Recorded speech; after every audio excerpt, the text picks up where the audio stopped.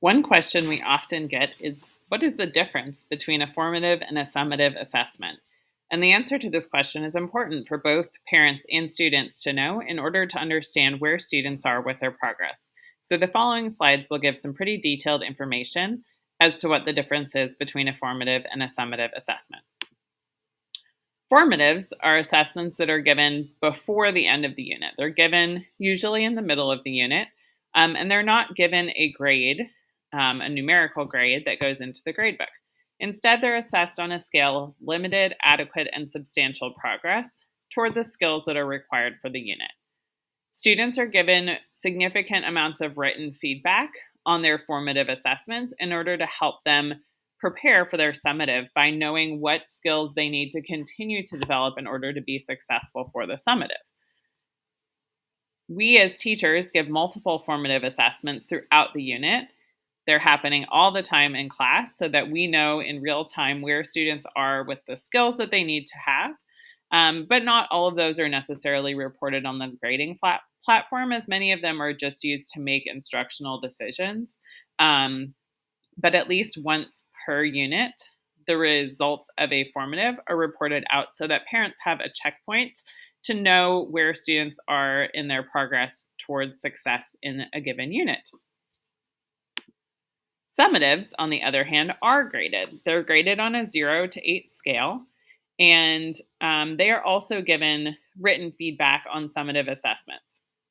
The summative assessment is a real-world grounded task that assesses how well students are able to apply the knowledge and skills that they were developing over the course of a unit. These scores are reported in our grading platform, and they go into the final grade that students earn at the end of each year in each of their 8 subject area classes. The promotion requirement for all subject areas is that children earn a final grade of 3 or higher. The subject area grade shows each child's development on specific skills related to each of the 8 subject areas.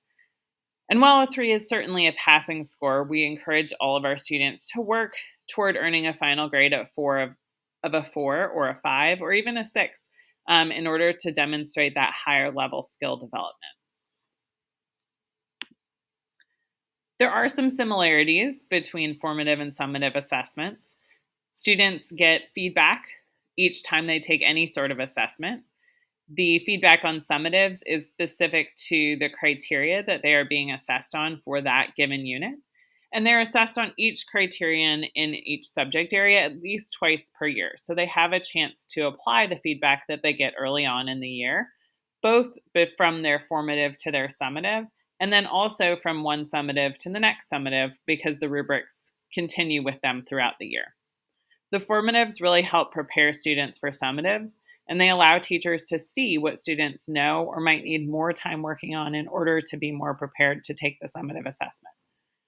Summatives demonstrate the student's understanding of the material that has been taught, while formatives are kind of a checkpoint to ensure that students are well on their way towards success on the summative.